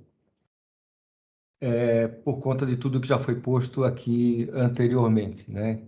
Principalmente em relação à preponderância da essência sobre a forma, né? Da qual eu sou adepto sob certas moderações, tá? Não nem tanto para lá, nem tanto para cá, né? Em algumas situações, vocês já viram, já tiveram a oportunidade, os meus votos vão pelo lado formal, em outras não. Esse caso aqui, eu acredito que eu posso, digamos assim, alçar voos mais altos, posso ir mais além, né, um pouquinho, e posso adotar, sim, o princípio da essência sobre a forma, tá? Então, temos, no final das contas, doutor João Domingos, por maioria de votos, dar provimento ao recurso voluntário. Vencidos os conselheiros Cláudio Andrade Camerano e Itamar Arthur Magalhães Alves Ruga. Designado para redigir o voto vencedor, desta feita eu vou designar o doutor André. Tá ok? Obrigado, senhor presidente. Já vale para os dois casos, né? Vale para os dois casos a mesma decisão, tá? Até a próxima, doutor. Muito obrigado, um bom dia e bom julgamento para os senhores. Até logo. Bom, gente, voltamos então à ordem natural da pauta, ok? E aí nós vamos para o item, deixa-me ver aqui, item 2, conselheiro Daniel, Fundação de Desenvolvimento da Unicamp, FUNCAMP. Item 2 e item 3 vai seguir, 3 e 4 vão seguir o mesmo resultado, tá? São repetitivos do paradigma item 2. Com a palavra, o relator Daniel. Só abrindo aqui, presidente. Presidente, se me permitir, eu vou tentar resumir para objetivar um pouco mais o processo. É um caso relativamente conhecido, existem diversos casos idênticos aqui no CARF, eu até salvei aí na pasta uma decisão também de um caso exatamente igual, só mudando aí no calendário, e no voto eu já enfrento a questão de mérito aqui. É uma discussão acerca da imunidade da FUNCAMP. Tá? A FUNCAMP é uma fundação de direito privado constituída para dar apoio às atividades da Unicamp. Tá? E no voto enfrento essas questões todas aí, que são trazidas pelo recurso, que na verdade já é uma repetição. Eu vou aqui só iniciar a leitura das razões de recurso voluntário, tá aqui na página 5 do voto, só com os tópicos aqui que são questionados pela recorrente, e depois eu passo para o voto, onde eu enfrento tudo. Do apoio exercido pela recorrente à Unicamp. Convém observar que a recorrente desempenha suas atividades apenas enquanto apoia as necessidades pedagógicas, científicas e culturais da universidade, enquanto for de interesse desta autarquia, que é a fundação que as desempenhe. São atividades prestadas única e exclusivamente à Unicamp e sem finalidade lucrativa, sob pena de desnaturar-se enquanto fundação. Da natureza jurídica da Unicamp. Aduz que todas as aplicações financeiras sobre as quais houve retenção de R objeto dos autos têm fins educacionais ou científicos. Não está funcionando aqui meu texto. Na medida em que destinam-se a atender às necessidades da Unicamp, instituição de ensino e pesquisa, como é notório. Dos quesitos para a imunidade, constata-se que o requisito para gozar a imunidade são os seguintes: ser entidade de educação ou assistência social, e por hora ela defende ser entidade de educação, por hora ela defende ser entidade assistencial, não distribuir parcela do seu patrimônio e aplicar integralmente no país os seus recursos na manutenção dos seus objetivos e manter a escrituração. Qualificação. Ao apoiar projetos de pesquisa, ensino, extensão e de desenvolvimento institucional, científico e tecnológico de interesse das instituições de ensino superior, a recorrente viabiliza a concessão de bolsas de ensino, pesquisa e extensão, o que conduz ao aprimoramento profissional dos participantes e, consequentemente, à melhoria do nível de formação dos estudantes matriculados naquela instituição. Daí advém a participação da recorrente no que se refere à promoção da integração ao mercado de trabalho dos estudantes universitários, os quais, ao se formarem, estarão mais preparados para enfrentar suas profissões. Escrituração, ausência de distribuição de lucros e aplicação de recursos. Ele rebate dizendo que não tem distribuição de lucros e como é que é feita a aplicação, e tem toda a escrituração. Fala das bolsas que ela acaba financiando para a Unicamp, do ato administrativo vinculado, né, entende que cumpre os requisitos, então a gente tem que reconhecer a imunidade. Natureza jurídica da recorrente. Antes de encerrar esta peça, são essenciais os seguintes esclarecimentos sobre a natureza da recorrente. A recorrente é a Fundação de Direito Privado, criada por escritura pública em 1977 pela Unicamp, mantida com recursos privados, decorrente de reembolso de despesas e prestação de serviços à sua instituidora, desempenhando atividades abertas à iniciativa privada, desprovida da titularidade de qualquer poder atribuído à administração pública. Em que pese o fato de ter sido instituída com natureza jurídica de direito privado, importa reconhecer que suas atividades são de interesse público, conforme reconhecidos nos âmbitos federal, estadual e municipal, uma vez são totalmente voltados ao apoio de atividades de sua instituidora, a qual esta, sim, integra a administração pública do Estado de São Paulo, e requereu que fosse dado provimento para restituir no imposto de renda sobre aplicações financeiras do exercício 2006. Passo ao voto, presidente. Nos autos do presente processo, a interessada pleiteia a restituição de imposto de renda e contribuições sociais retidos na fonte relativamente ao ano calendário 2006.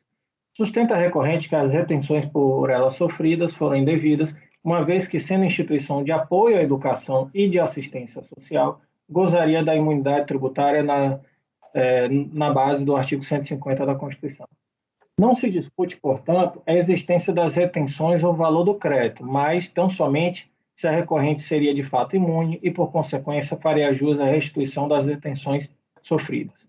Em sede de recurso, a recorrente basicamente reitera os seus argumentos, já apresentados em manifestação de conformidade. Não existem preliminares ou novas alegações de mérito.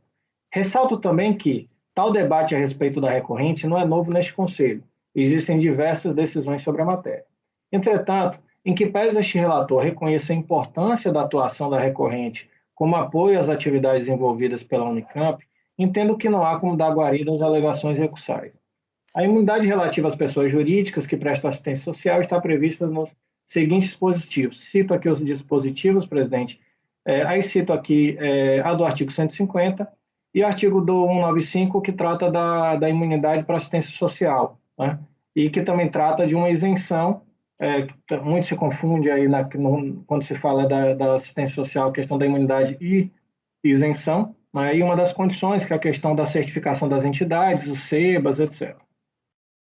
Ora, como muito bem analisado pela DRJ, não há como enquadrar a recorrente como imune na figura de instituição educacional, visto que efetivamente não é.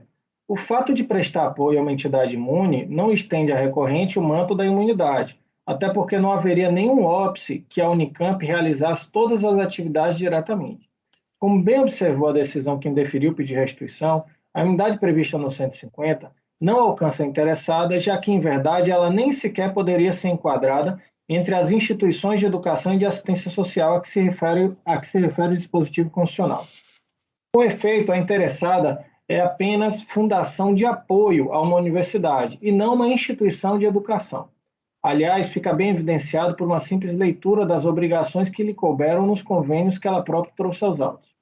Por sua vez, até entendo que a recorrente poderia, eventualmente, ser enquadrada como entidade de assistência social. No entanto, para ser reconhecida nesse sentido, faz necessário cumprir os requisitos legais para seu enquadramento, entre eles o requerimento para seu reconhecimento. Estamos falando de supostas retenções indevidas do ano 2006. Por sua vez, a recorrente, embora defenda ora ser entidade educacional, ora assistencial, efetivamente apenas veio a se inscrever no Conselho Municipal de Assistência Social de Campinas em 2/12/2013. Por sua vez, a sua inscrição no SEBAS apenas foi realizada em 18/12/2013 e até o presente momento ainda está em análise.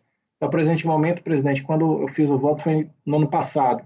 Então, está retornando. Eu vou deixar aqui em amarelo, porque eu vou confirmar se isso permanece, que eu fiz a consulta na época. Em outras palavras, não há qualquer reconhecimento da recorrente como entidade de assistência social. A contribuinte, por não ser detentora do certificado de entidade beneficente de assistência social, não faz jus à imunidade prevista no artigo 195, por descumprir exigência contida em lei. Com lastro no artigo 21 supra, não compete à Receita decidir sobre a concessão de certificados de entidade beneficente de assistência social, não tendo força vinculante as decisões judiciais e o posicionamento da doutrina mencionados pela defesa. Ainda, a contribuinte impetrou o mandato de segurança número 2007, e segue aí, que atualmente tramita no TRF da Terceira Região, com sentença proferida reconhecendo o direito à imunidade previsto no artigo 195, no tocante a COFINS, desde que cumpridos os requisitos do artigo 14 do CTN e os deveres instrumentais acessórios estabelecidos pela legislação federal. Portanto, mantida a exigência do certificado de regularidade, o SEBAS, para gozo da imunidade. Entretanto, vale registrar que, no julgamento da apelação, reexame necessário, processo tal, terceira turma do TRF, Terceira Região, por unanimidade, deu provimento à apelação da União e à remessa oficial, denegando assim a segurança anteriormente concedida em razão dela não preencher os requisitos para fazer jus à imunidade, notadamente pela ausência da apresentação do certificado do SEBAS. Confira, aí eu cito aqui a decisão do TRF que reverteu a decisão que ela tinha favorável. Registra-se por oportuno que, ao julgar o recurso de apelação em mandado de segurança impetrado pela FUNCAMP, a terceira turma negou o provimento à apelação, exatamente por ali não ter comprovado os requisitos para fruição. Cito aqui também uma outra decisão que abarca a contribuinte. Por sua vez, vários são os precedentes desse CARF negando o reconhecimento da imunidade pleiteada. E cito aqui 2 acórdãos que tratam da mesma matéria. E como se vê, a interessada não demonstrou de modo inequívoco o seu direito à imunidade alegado, não se desincumbindo, portanto, do ônus que lhe competia de provar a liquidez e certeza do crédito pleiteado. Faço exposto, oriento meu voto por negar provimento ao recurso, presidente. É como voto. Ok. Alguém tem alguma dúvida? Algum comentário? Podemos passar a votação? Doutor Camerano.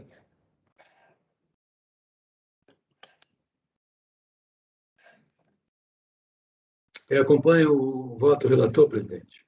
Doutor Carlos André. Voto com o relator. Doutora Letícia. Acompanho o relator, presidente. Doutor Itamar. Acompanho o relator, presidente. Doutor André. Acompanho o relator, presidente. Doutor Adelino.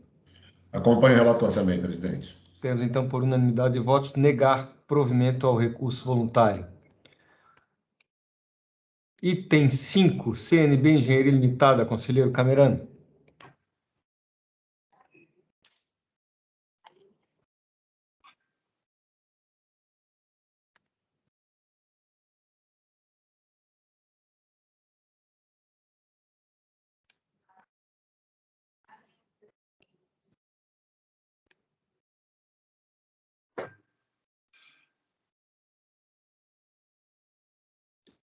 Eu estou abrindo, presidente. Tá ok.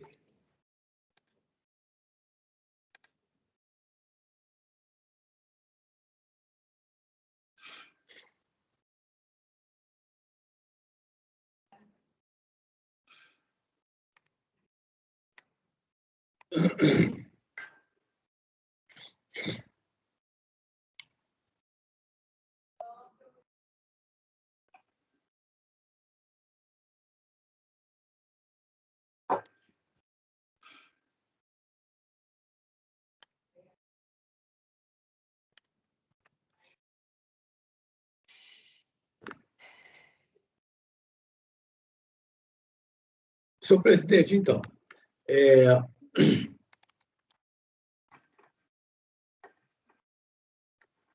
inicio aqui, então, transcrevendo aqui parte do relatório e voto da decisão de piso. Autoinflação de imposto de renda, condição social, PIS, COFINS, né?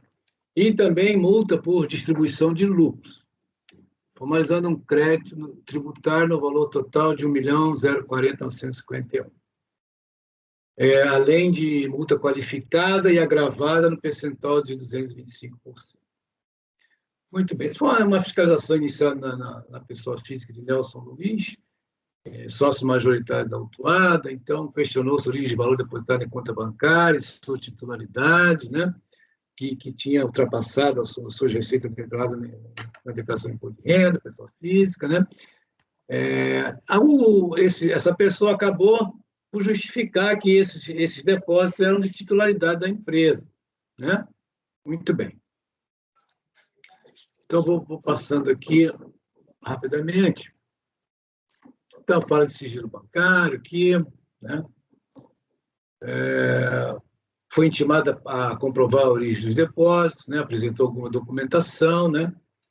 Não havia débito nenhum informado na DIPJ ou na DCTF nos períodos de 2004, 2005, 2006, né? Então, concluiu a fiscalização que a contribuinte reconheceu a omissão praticada nesses anos. Muito bem. Já com referência ao ano calendário de 2006, consignou que os valores referentes seriam parciais e, assim, objeto de representação fiscal foi feito um procedimento posterior. Então, aqui ficou 2004, 2005. Né? Então, esse senhor Bucata, não sei, sócio majoritário da fiscalizada, teria retirado valores no montante de R$ 27 mil a título de distribuição de lucros, né? Afirmação esta que teria por objetivo afastar da tributação do imposto pessoal física os valores por ele recebidos, né? Muito bem. Então, aqui a fiscalização é o seguinte, na medida em que a fiscalizada possuía débitos vencidos com a Receita Federal, no montante de R$ 205.828, né, dos quais R$ 58.185 são débitos vencidos no ano 2005, então, aplicou aquela multa por descumprimento da vedação de distribuição de lucros contido no artigo 889 do RI 99. Muito bem. Que é equivalente a 50% do total distribuído, né? Então, foi aplicada essa multa aqui. Então, o lucro foi arbitrado porque o contribuinte não tinha escrituração, ou não tinha os documentos originais, né? Inviabilizando qualquer ação da fiscalização. Então, utilizando o percentual de 38,4%, né, lucro arbitrado, né, que é crescido dos 20%. Né? Quanto à multa qualificada, a fiscalização registrou que nesses anos aí, de 2002 a 2006, a pessoa jurídica apresentou DIPJ sem qualquer valor ou com valores ínfimos de receita, né? Então, ela tinha a prática reiterada de oferecer tributação apenas uma parcela reduzida da receita oferida, evidenciando a intenção dolosa de evitar a ocorrência falsificadora da obrigação tributária. Além disso, intencionalmente desviava depósitos para conta de titularidade de pessoa física de seu sócio, além de inserir elementos inexatos na DIPJ de 2004, 2005, 2006. Muito bem. Insistindo no comportamento desidioso com suas obrigações, o representante legal da fiscalizada deixou de fornecer, apesar das intimações dessa fiscalização, ou forneceu fora do prazo documentos fiscais relativos às suas atividades, incorrendo a hipótese de agravamento da multa de ofício. Muito bem. Também foi atribuída responsabilidade tributária, né, ao sócio da pessoa jurídica durante o período fiscalizado, Nelson Luiz Bucater, Regina Maria Bucater. Posteriormente, Elane Figueiredo Silva, após outubro de 2004. Muito bem. Artigo 135, inciso 3º CTN. Muito bem. O contribuinte apresentou sua impugnação, relatando o que aqui é denúncia espontânea, falando sobre que teria retificado lá a declaração e tal, que a delegacia de fiscalização não tinha competência para autuar créditos já constituídos, especialmente após a opção pelo parcelamento da Lei 11.941. Né? Muito bem. Então, ela diz aqui que esse percentual de lucro habitado seria inadequado, porque, no caso dele, é construção civil com emprego de material, né? Além de ser aplicada a multa 225 por falta de atendimento às intimações fiscais, né? Que agiu sempre dentro da lei. Né? Agiu sempre dentro da lei. Olha como foi o relatório. Muito bem. Então, fala aqui em princípio da objetividade, vai aquelas coisas lá. Passa, então, ao mérito, dizendo que a delegacia de fiscalização é incompetente para construção de crédito tributário já constituído, que tinha objeto de parcelamento, né? Muito bem. Então,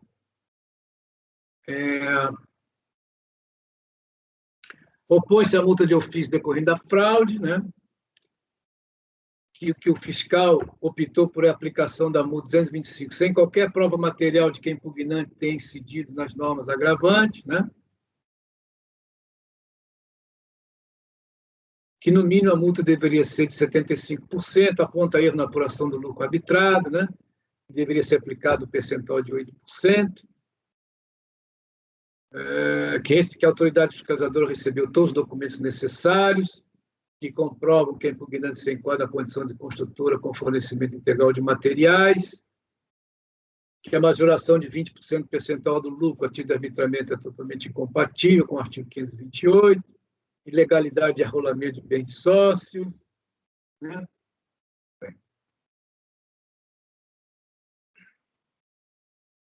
Que a fiscalização teria considerado duplicidade um valor aqui de R$ 10.900 no mês de dezembro de 2005. Né? Muito bem. Que essa multa teria caráter confiscatório, taxa Selic, a decisão de DRJ. Eu vou me estender um pouco no voto do presidente, porque tanto a impugnação quanto o recurso voluntário são matérias idênticas, né? Então, o próprio voto da DRJ, ele seria aqui o meu voto. Então, eu vou começar aqui. No voto da DRJ, o interesse... Deixa eu ver uma coisa, só um instantinho, presidente. Só um instantinho. Tá, ok. Tem alguns complementos ao voto da DRJ que eu vou contemplar no final. Então, vamos partindo para o voto da DRJ. O interessado aborda inicialmente os requisitos de um procedimento fiscal regular, centrando foco na necessidade de busca da verdade material, né? Muito bem. Das preliminares, ele não especifica qualquer vício no procedimento fiscal impugnado, né? De outro lado, os fatos descritos no relatório e demais informações do TVF evidenciam que o procedimento desenvolvido, longe de se constituir em agir desorientado, tormentoso, secretamente traçado pelo agente fiscal, e com vista a um fim certo e determinado, se mostrou regular, além de precisamente direcionado à apuração das infrações que restaram imputadas ao contribuinte, as quais estão claramente descritas no texto. De fato, a autoridade lançadora primou por dar pleno conhecimento ao contribuinte das investigações realizadas, intimando-o sucessivas vezes, desde o procedimento fiscal iniciado em face sócio titular da conta bancária, na qual foram movimentados os recursos da empresa fiscalizada. Dessa forma, reuniu, ao longo dos 21 meses que durou o procedimento, os elementos com base nos quais o lançamento foi efetuado. Então, está afastando essa preliminar. O TVF foi elaborado com clareza, né? Muito bem. Ou seja, mediante regular cientificação do fiscalizado, durante tempo mais do que razoável, a fiscalização se desincumbiu do ônus probatório que a lei lhe atribui, sendo totalmente necessária a referência da defesa a estes requisitos, sob a alegação de que não cabe ao autuado adivinhar por que está sendo autuado. Tanto é que o impugnante demonstra ter compreendido todos os argumentos da fiscalização, os quais, quando irrefutáveis, foram objeto de mera alegação geral desprovida de fundamento, ou de implícita aceitação, em razão do questionamento apenas de aspectos relacionados à formalização do crédito tributário, e não de seu mérito. Assim, resta evidente que não houve qualquer prejuízo à defesa do interessado. Quanto ao mérito, vimos que a contribuinte afirmou lá a incompetência da Delegacia de Fiscalização para a constituição de crédito tributário já constituídos pelo contribuinte, os quais foram objeto de parcelamento no ano calendário de 2005, infere de sua argumentação que seria espontânea a entrega da DIPJ e das DCTF 2005, na medida em que o procedimento fiscal até então era desenvolvido da pessoa física de seu sócio. Muito bem. Bom, então aqui explica aqui as intimações feitas, né? As tentativas de intimar, né? Muito bem. A DIPJ retificadora passou a apresentar valores apurados de RPJ e condição social na sistemática do lucro presumido, os quais foram também reproduzidos na DCTF, e nestas acompanhados de valor declarativo de COFINS e PIS, em todos os meses de 2005. Os débitos informados em tais declarações, porém, são inferiores aos aqui lançados para os mesmos períodos. Então, ela traz aqui, faz um quadrinho aqui mostrando a DIPJ, os valores que ele colocou lá na declaração e os que foram lançados aqui pela fiscalização. De toda sorte, como bem ressalta a fiscalização, as operações que deram ensejo a tais lançamentos já se encontravam sob análise do procedimento fiscal desenvolvido em face de Nelson Luiz Bucater, titular da conta bancária, na qual foram movimentadas as receitas percebidas pela pessoa jurídica da qual é sócio. Iniciou a fiscalização lá no seu Bucater, pedindo lá a origem dos créditos bancários e tal, de forma que a fiscalização se iniciou lá. Ele já estava fora do abrigo da espontaneidade, inclusive a pessoa jurídica por conta de atos de terceiros, que no caso aqui seria um terceiro, vamos dizer assim, seria o sócio, né? Muito bem. Então, o termo de iniciação fiscal, a ele cientificado por via postal em 13 de março de 2008, era precisamente direcionado à verificação das operações realizadas em 2005, e exigiu, dentre outros elementos, a documentação comprobatória naquele ano, né? Muito bem. Já tinha sido cientificado de apresentação de status bancários, né? Na medida em que, nestas contas, restou apurada a movimentação de recursos de titularidade da empresa aqui autuada, claro está que a espontaneidade não só da pessoa física, como também da pessoa jurídica já se encontrava excluída, em função do disposto no decreto 70.235. Então, reproduz aqui, né? Parágrafo 1º, o início do procedimento exclui a espontaneidade do feito passivo em relação aos atos anteriores e, independentemente da intimação, a dos demais envolvidos nas infrações verificadas. Muito bem. Se não desde 13 de março de 2008, ao menos a partir de 12 de junho de 2008, a pessoa jurídica aqui autuada já se caracterizava como um dos demais envolvidos nas infrações verificadas, em razão da intimação antes lavrada, restando patente a exclusão de sua espontaneidade. Nesse termo, não prospera a pretensão do contribuinte de ver reconhecido algum efeito do artigo 108 CTN, por inexistir, naquele momento, qualquer fiscalização em andamento com relação à pessoa jurídica. Muito bem. Então, a autoridade lançadora reitera aqui que a fiscalizada não fez qualquer recolhimento, né, para pretender a exclusão total das penalidades.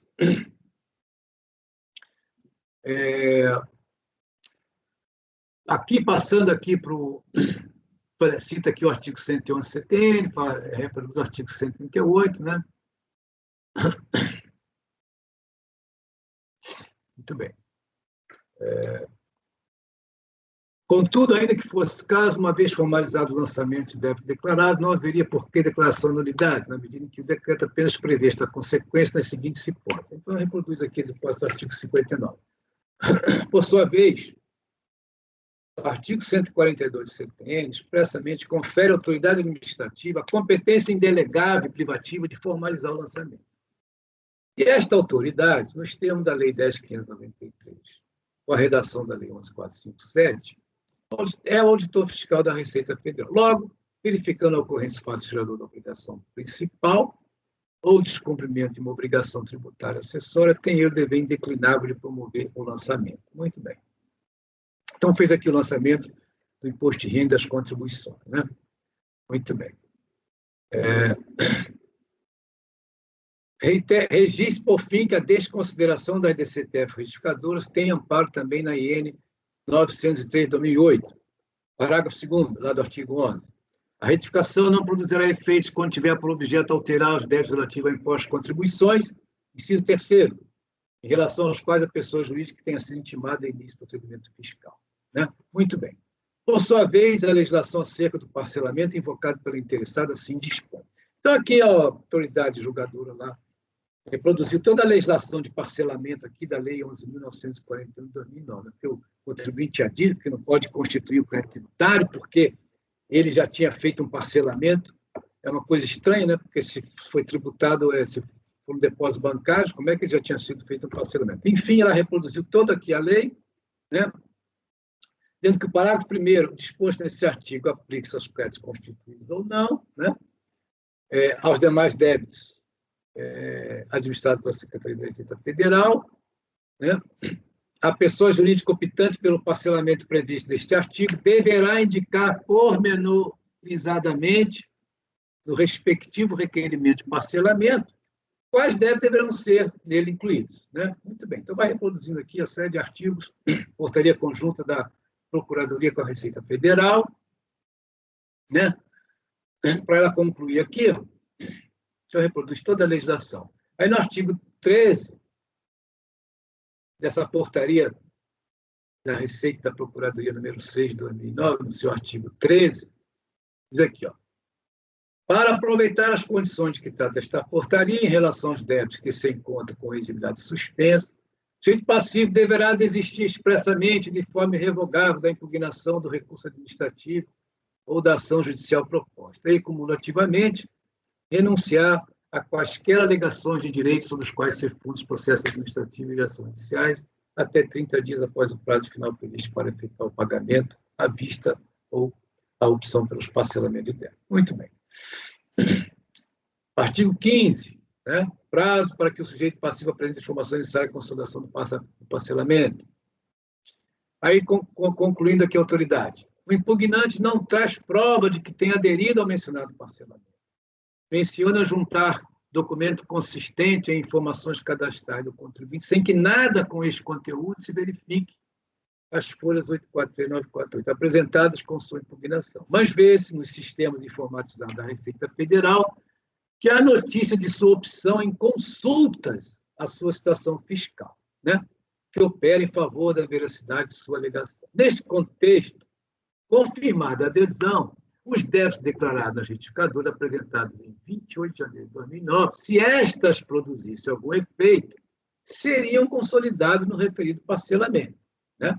Todavia, confirmada a exclusão da espontaneidade em razão do procedimento fiscal iniciado em face do sócio da pessoa jurídica, consignar que, para haver tais débitos parcelados, cabe ao contribuinte, se é efetivamente participante do parcelamento, observar o disposto no artigo 4 da IN 968/2009 ou atentar para o prazo de desistência do litígio administrativo. Assim, por todo o exposto, tem-se por inadmissível a arguição de incompetência da Delegacia de Fiscalização para a constituição de crédito tributário já constituído pelo contribuinte, os quais foram objeto de parcelamento no ano calendário de 2005, bem como a pretensão de ver declarado uso de auto-infração. Quanto aos créditos tributários exigidos no ano calendário de 2004, com mais razão afasta-se a arguição de incompetência da Delegacia da Receita Federal de Fiscalização, na medida em que o próprio contribuinte reconhece que não constituiu espontaneamente os débitos aqui lançados, invocando tão só a opção pelo parcelamento, o qual, ainda que confirmada, não teria efeito sobre o crédito tributário não constituídos como antes demonstrado. Muito bem. As disposições da ação normativa Receita Federal 968/2009 deixam claro que não basta tratar-se de débito vencido até 30 de novembro de 2008 para que sua inclusão no parcelamento se opere. É necessário que o contribuinte constitua espontaneamente este débito, mediante a entrega das declarações a que está obrigado, solicite sua inclusão quando relativo a período de sua fiscalização ou desista do litígio administrativo. Muito bem. Passando aos questionamentos dirigidos à multa de ofício decorrente de fraude, e majorada em dobro por falta de cumprimento de supostas intimações. Limita-se o contribuinte a questionar sua aplicação dissociada de qualquer prova material de que a pugnante tenha incidido nas normas agravantes, principalmente que tange a falta de atendimento às intimações. Né? Que ela alegou lá que teria apresentado todas as informações, etc. Né? Que a fiscalização não teria provado a existência daquelas hipóteses lá do artigo 71, 72, 73, da 4.564. Muito bem. Vou fazer um breve resumo aqui, né? Então, a autoridade julgadora, dizendo aqui que a autoridade lançadora expressamente motivou a aplicação da multa qualificada no percentual de 150%. Conduta reiterada, informava uma parcela reduzida da receita em 3 anos consecutivos, que evidencia intenção dolosa, né? Intenção deliberada de reduzir o montante de tributo. Tal proceder associado ao fato de que ainda intencionalmente desviou seus depósitos para a conta de titularidade da pessoa física de seu sócio, né? Assim, ausente qualquer argumento ou prova que desconstitua estas afirmações e afastada a arguição de espontaneidade da declaração de débito de 2005, na dita opção pelo parcelamento de débito de 2004 e 2005, mantém-se a qualificação da penalidade que eleva seu percentual de 75% para 150%. Quanto ao seu agravamento ao percentual de 225%, como dito, o pugnante aduz forneceu todas as informações necessárias da pessoa física, que no caso é o sócio da pessoa jurídica e seu representante legal, Nelson Luiz Cátedra.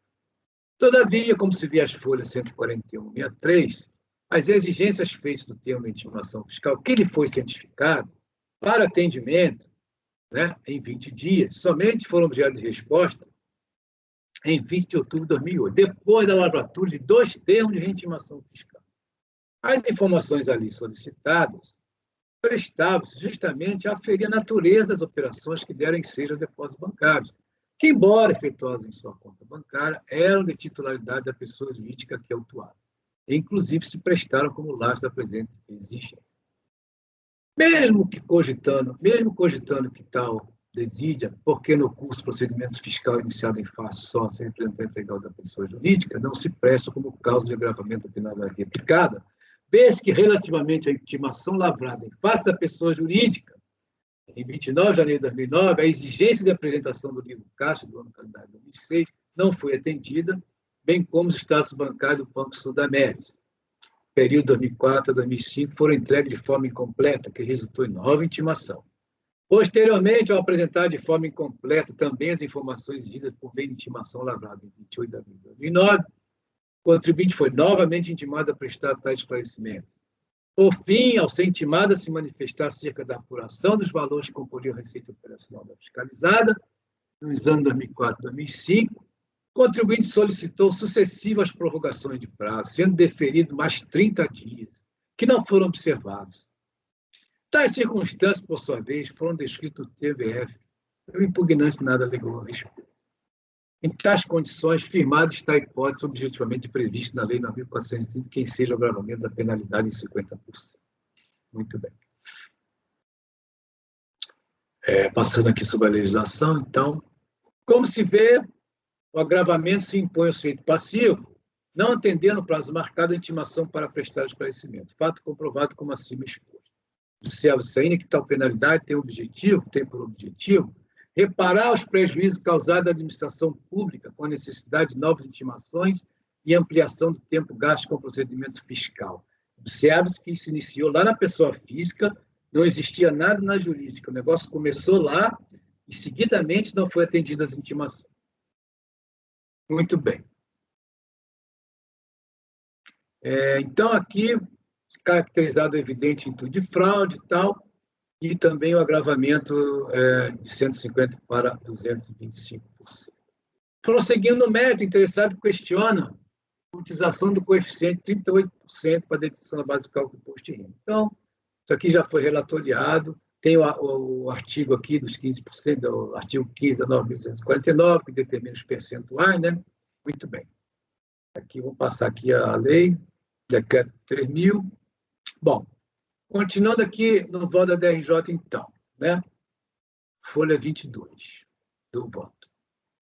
Nesses termos, os coeficientes de determinação do lucro presumido são adotados também para a determinação do lucro arbitrado, mas acrescido de 20%, né? Muito bem. Então, ele reproduz aqui o artigo 528 da omissão de receita e tal. Então, ante a falta de entrega de sua escrituração, a fiscalização impôs a aplicação disposta no artigo 530, inciso 3º, ou seja, o arbitramento do lucro, né, que não tinha nada.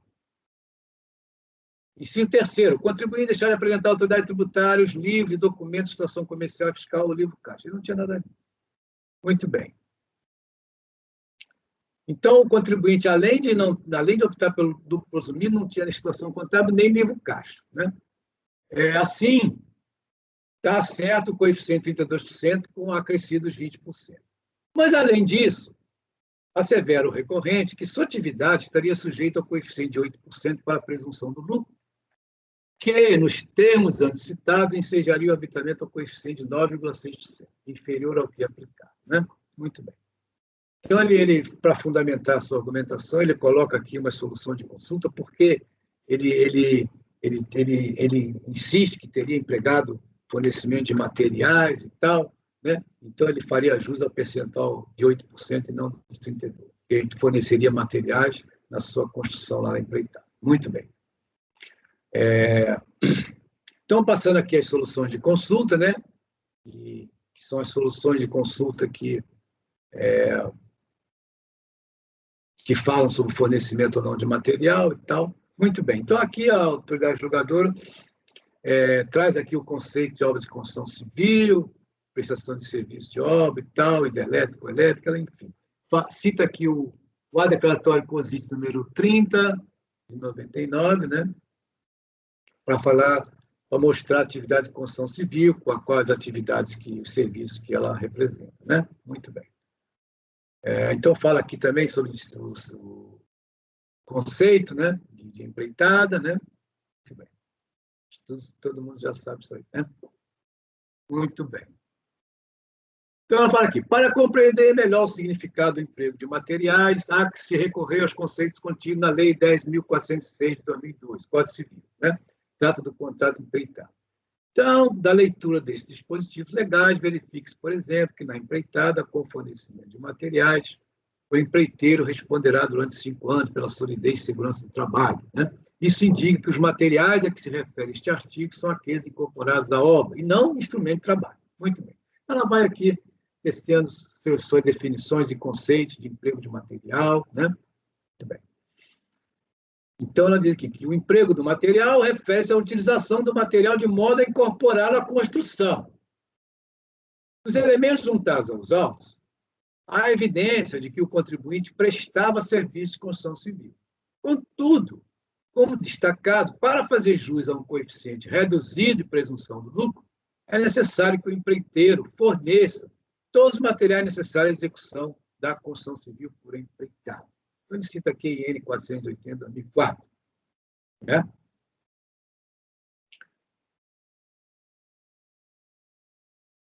Que fala aqui o serviço com emprego de materiais. Né? Muito bem.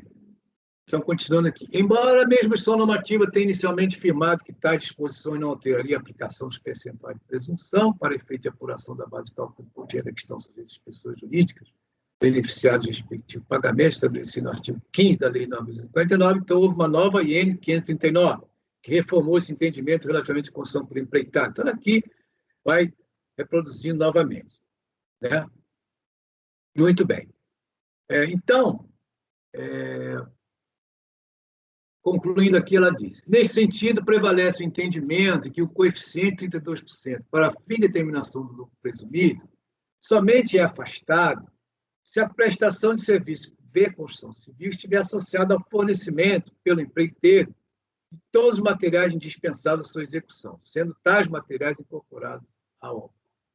Por sua vez, no presente caso, a autoridade lançadora, acolhendo as alegações dos fiscalizados, firmou a conexão dos valores aqui tributados com os contratos e orçamentos juntados, como se observa no TVF. Então, que ela diz aqui, então, que no extrato bancário e tal, informando a origem, que a maioria das explicações estava calcada na execução de construções e reformas executadas pela empresa. Né? Que mesmo após apresentação da justificativa pelo fiscalizado, observou-se que os valores totais da contratação de várias obras não estavam apontados nos extratos. Então, ele vai aqui descrevendo aqui. Né?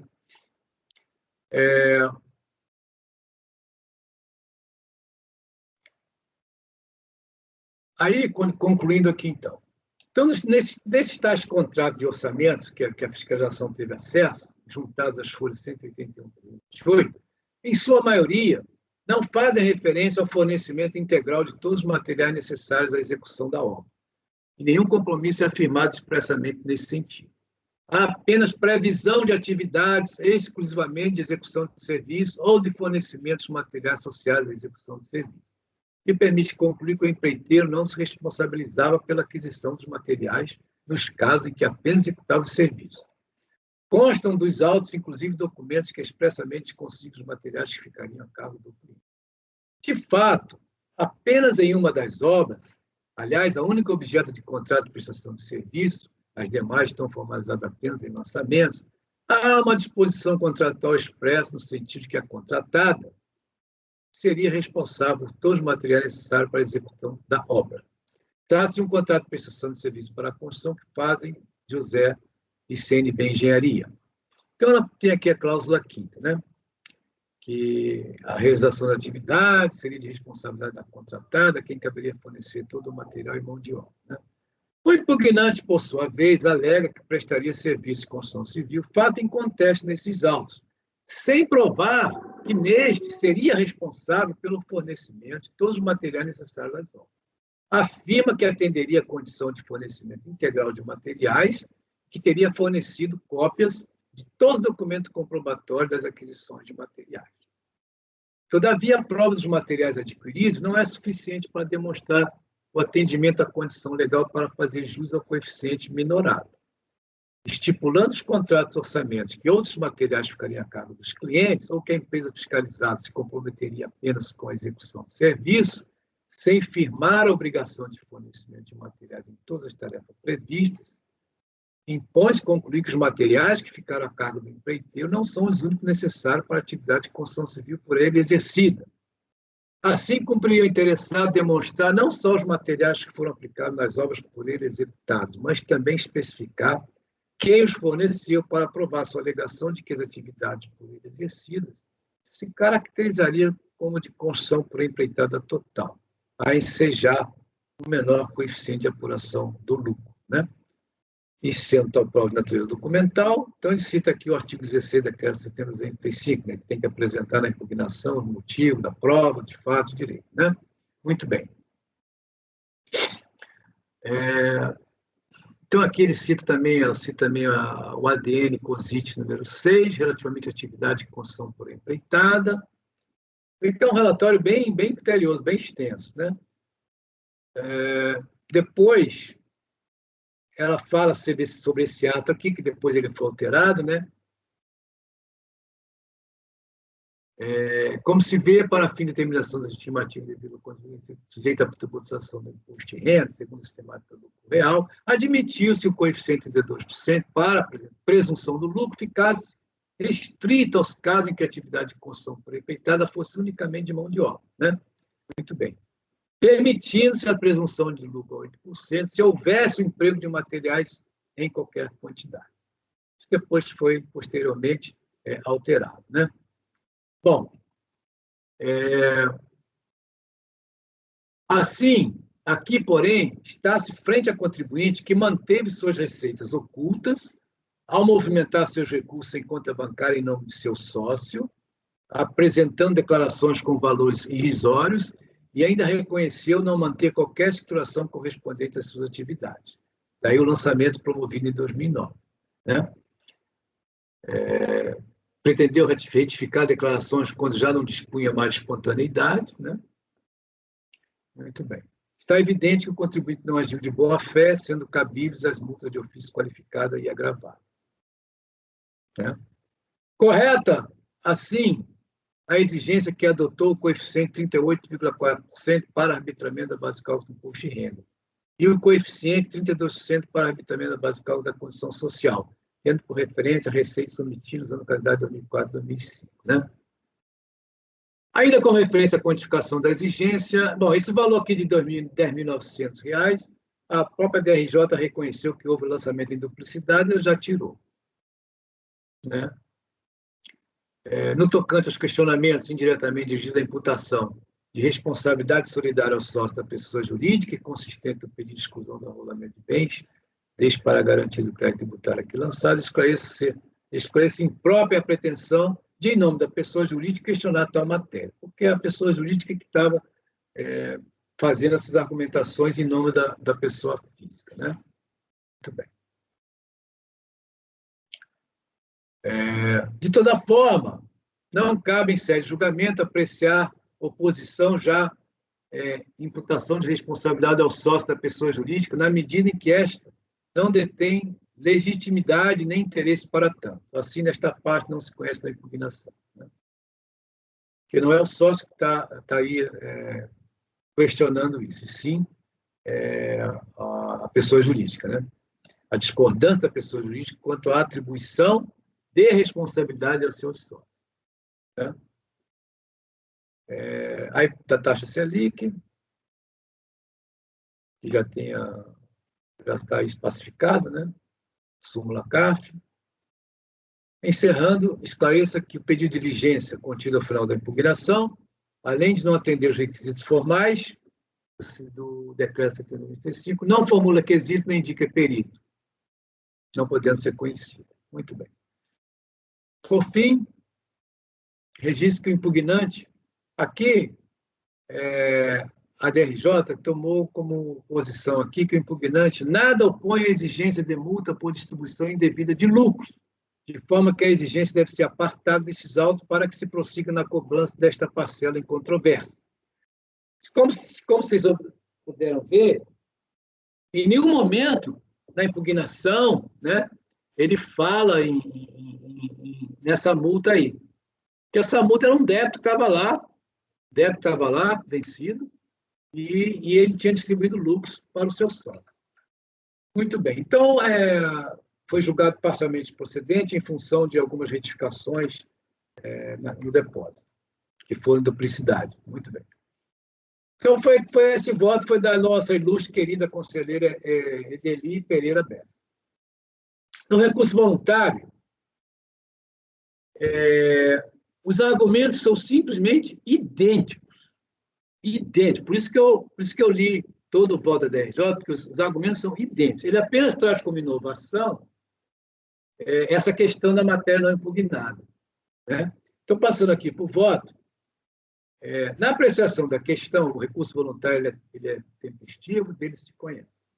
Na apreciação da questão, o acordo recorrido mostrou sólido em suas conclusões e encontra-se adequadamente fundamentado. Portanto, adoto como minhas razões de decidir a decisão recorrida. Então, eu me utilizo da faculdade prevista ao conselheiro relator, nos termos do parágrafo 3º do artigo 57 do regimento interno do CAR. Então, eu já li todo o voto aqui da DRJ, por isso que eu perdi tempo lendo lá, então eu não vou passar aqui por cima, vou lá para o final.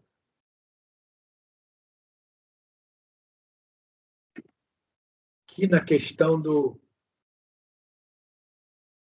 Aqui, então, aqui na página 59, né, como se vê, né, você vê que o voto da relatora, da DRJ, voto muito abrangente, muito cuidadoso, e que contemplou a apreciação de todas as matérias suscitadas com fundamentos sólidos, bem fundamentados, como, aliás, é peculiar aos votos da relatora da DRJ, atualmente nos abrilhantando aqui neste colegiado.